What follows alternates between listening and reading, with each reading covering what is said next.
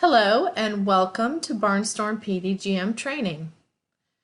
In this webinar, we'll be covering PDGM changes in Barnestorm software. We will not be covering PDGM general information.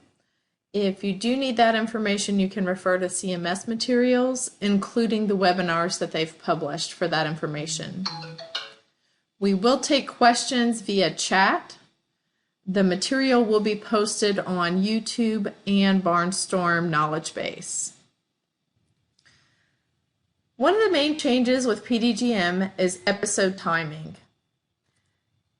Nothing changes from the clinical side of Barnestorm. You will still do your 45 and Oasis from the assessment every 60 days. The difference is when you create your 485 in your assessment and you preview it, instead of creating one 60-day episode, it will now create two 30-day episodes automatically. So there's no change to the process at all on the clinical side. On the back side, it simply creates two 30-day episodes instead of one 60-day episode. The two ways to do the episode creation are the same as they always have been in Barnestorm. You can preview your 485 either from the end of the visit note or in Office, or there's a create episode button in Office that does the same thing. For today's training, we're going to be using the graphic from CMS as our main organizing method for the webinar. So this is the HIPS code calculation graphic from CMS that outlines the different changes to the way the HIPS codes are calculated under PDGM. So we're going to use this as the organizer for the webinar. So first we'll cover admission timing and source. That'll be the first topic. The second topic will be clinical grouping and comorbidity. And the final topic will be the functional impairment level. So we'll be covering these items kind of on a broad basis of how they're changing in Barnestorm and how you will document the information in Barnestorm. So the first topic is going to be admission source and timing. For admission source and timing in Barnestorm, you are going to document this under patient histories and facility history. Within that area, you can document a hospital stay or another facility stay. This is what's going to generate the occurrence codes associated with admission source. So the way to do this correctly in Barnestorm is going to be upon admission or referral, you want to go ahead and go to the facility history in Barnestorm. You can do that in either Office or point of care. And you want to record the facility stay that the patient has had most recently prior to admission into your agency. Specifically, the most recent one within 14 days is the one that will create an occurrence code. So be sure to add that information in. And the graphic shows you what that looks like. Once you go into facility history, you select the type of facility, you look it up by name as you normally would, and then you'll put the dates that the patient was in the facility. If you know the reason, you'll add the reason, and then you'll click on Save. That will indicate a facility stay down here at the bottom. It looks like this, and that is what will generate your occurrence code. The next topics we'll cover are clinical grouping and comorbidity. In Barnestorm, both of these are going to pull from your diagnosis history, ICD history, and Barnestorm. Before you go into the diagnosis codes themselves under a patient, what we first recommend is creating your ICD history corrections report. To do this, only one person in your office needs to do it. You can go under codes if you have access to that area, other basic codes, and diagnosis codes. That's shown here on this image. And you'll use the button that shows over here that says Print PDGM ICD Problems. This is actually going to run a list for you of any patients that have primary ICD codes that do not comply with a clinical grouping. So either you should fix your issues if you're coding in-house, or you should provide the information to your coding agency if you're using one to ensure that they would make those changes for you. Within the ICD area itself, under ICD History, there have been a few changes to how the ICD codes are shown on the screen. So what you're going to notice is that there is a clinical group that shows the actual clinical group for PDGM associated with each ICD code. So even though the primary ICD code is the one that will target the clinical group on the HIPS code, we went ahead and showed the clinical group for all ICD codes because we feel that it's assistive for those agencies that are coding in-house. It's also instructive for clinical staff as well, since most of what you're going to be doing probably will be based on clinical groups here forward. The other thing you'll notice on your ICD codes is a comorbidity group. This is obviously used for that second listed ICD code. That's what generates your comorbidity group. And some of them will say no group. That means it's not in a comorbidity group. And some of the clinical groups will say no group assigned. And so if those are the case, that means that those would not be valid to be in the first or second position. So you need to have a clinical group for the diagnosis code that is in the number 1 position, and you need to have a comorbidity group for the diagnosis code that is in the secondary position. This is something that your in-house coders or your hired coders can take care of for you. The only other thing that has changed with ICD coding is the inclusion of 24 ICD codes on the claim. If the patient has 24 or more diagnosis codes, up to 24 will be included on the claim. This is not anything that you have to do. This just means that you'll record your ICD history the way you normally would on each patient, and that those will be included on the claim by default.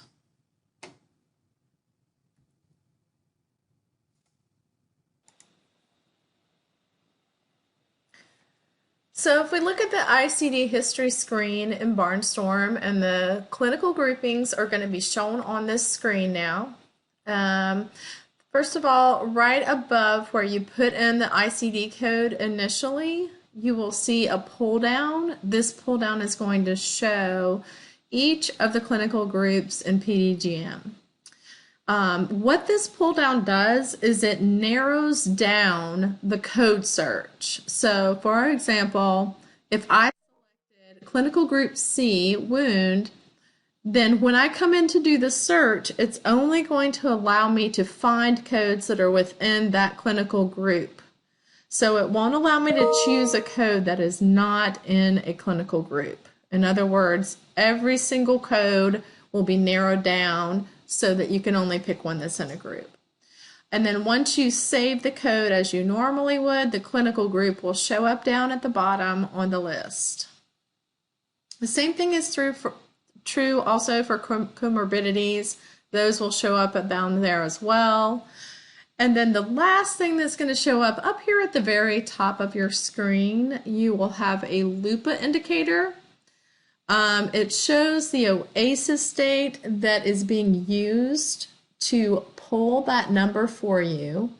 So what the LUPA indicates is the number of visits required to get paid the full amount for that particular episode. This is a very important indicator with PDGM. All of our research shows that one of the main differences financially between the payments that you're getting now and the payments you'll get under PDGM are the LUPA for the second 30-day episode. So after they're admitted, that initial 30 days is going to pay similarly to what you're being paid now. However, that second 30-day period is where you're going to want to be very careful about meeting or exceeding the LUPA minimum. And so that's why we have this indicator here on the ICD history screen, because we feel the financial impact to each agency is fairly high on this. And I'm going to talk to each agency individually about financial impact, and we do have a comparison report that will pull the information, and we can talk about specifics as it relates to each agency's financial fallout from PDGM. But I just wanted to indicate this LUPA indicator here on the ICD history screen because that is going to be very important for you all.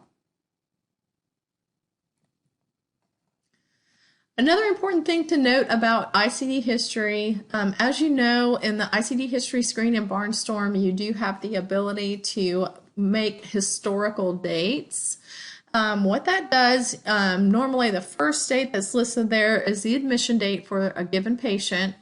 And then anytime the patient's condition changes over the course of your care, you would put in a new date so that you have a historical record of the diagnosis codes on a given date. All of these codes are what pull onto the documents that come out of Barnestorm. So in diagnosis history, the date that is effective determines which set of codes go on to your 45, your Oasis, and your claims. So in Barnestorm, all of your codes that go on everything always come out of your ICD history, and it always comes based on the date that is the effective date shown here.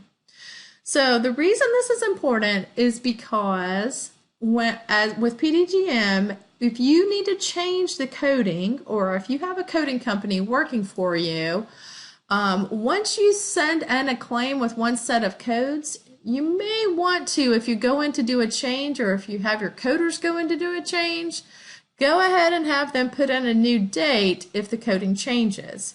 CMS is allowing you to change coding as often as you want. You don't have to have any restrictions on that.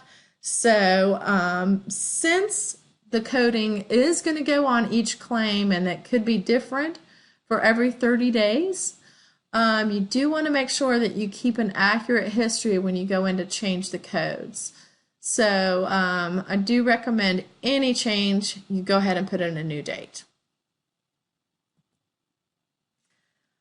So the other item that we're talking about here is going to be the functional impairment, which is from your Oasis MU 1800 items, as well as the 1033. So I'm going to talk about those here. Your functional level data in your Oasis are used to calculate the HIPS code. It's one of the factors in the HIPS code. You can correct this information. You don't have to adjust the claims if you do make a correction. And these are used by the claim system. So you only need to readjust the claims if you feel like it will have an impact on the payment. And so what I want to talk about in terms of those items is your MU 1800s is how you can look at those in Barnestorm to kind of track them and see what they look like over time. This is useful for audit purposes, just so you can make sure that you answer things correctly. So if you want to look at these for every patient who's active, what you'll do is you'll use report 13.39, which is your selected Oasis C item stats.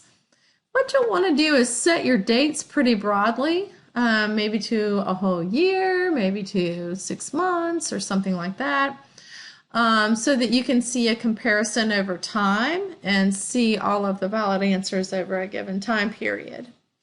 And then down toward the bottom of the screen, you will select ADLs, and you'll check on all of the items that you want to look at that are going to be tracked for this particular purpose. And you can check more if you want. These are just the ones that I have checked here, the ones that apply to PDGM. And then once you run the report, this little square here is kind of what the report looks like.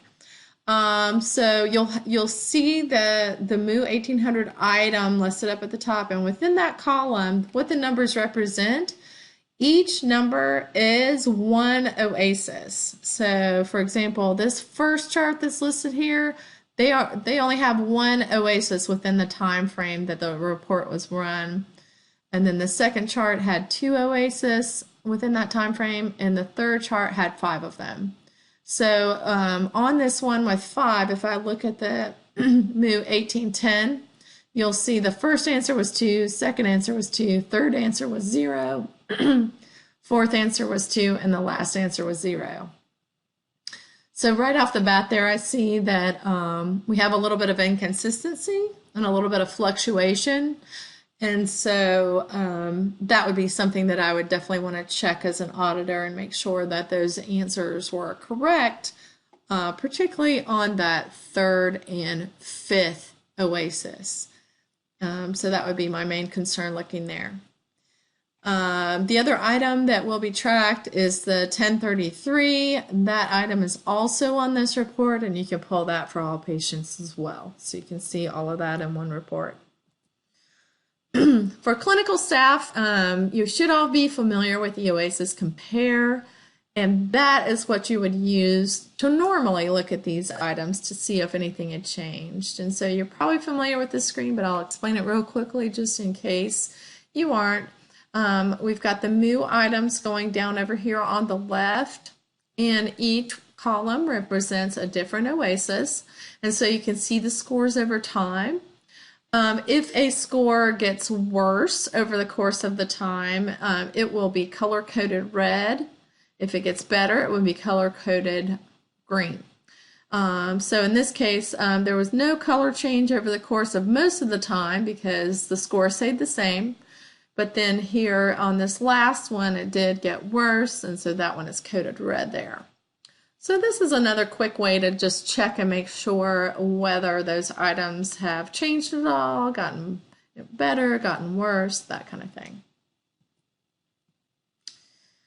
So one of the things I want to talk about, we kind of looked at that graph for most of the webinar related to the different factors in HIPS claims calculation, HIPS codes calculations.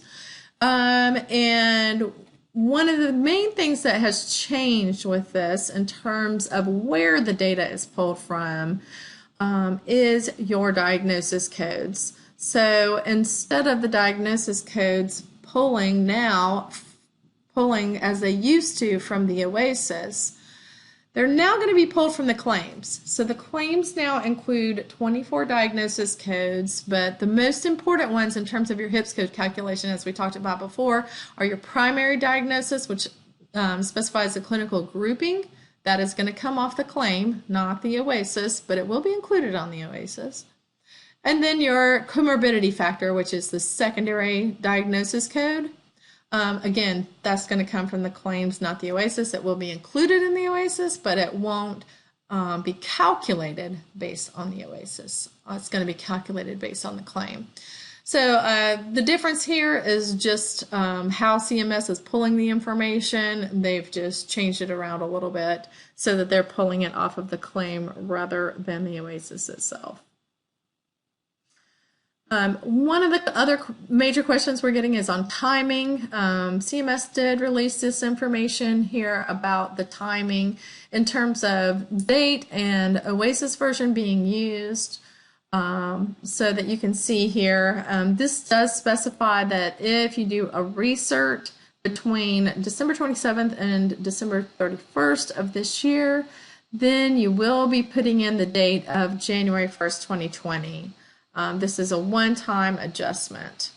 Also for resumption as well, you'll be putting in a date here for that one as well. The rest of them will actually have the normal dates, but you can refer to CMS for this information on which date to use for your assessment. In terms of the way Barnestorm does this, you'll just need to have your clinical staff put in the date for your MU 90. That's the date where it will determine what goes on the Oasis. So you'll just have your clinical staff set the Moon 90 within Barnestorm on the Oasis the way you normally would, except in these cases specified here. So the last thing I want to talk about is this beyond the data sources for claim processing is a little bit about how CMS has changed the process in general. They don't even require that agencies are calculating their own HIPS code anymore. However, Barnestorm has put the HIPS code calculation into the software. So we're still going to give you a HIPS code calculation. It won't necessarily be the one that CMS calculates. However, we've gotten it as close as we possibly can. There are some factors that CMS uses that Barnestorm can't account for because they haven't made that part of the system available as they used to. However, you'll still have the Medicare grouper calculation as well as a Barnestorm local calculation on your HIPS codes. Under PDGM, the HIPS code on your RAP and EOE do not have to match anymore. So that is another big change to how it used to be. One of the other changes that's been a process change that actually will change how things happen in Barnestorm is the validation process.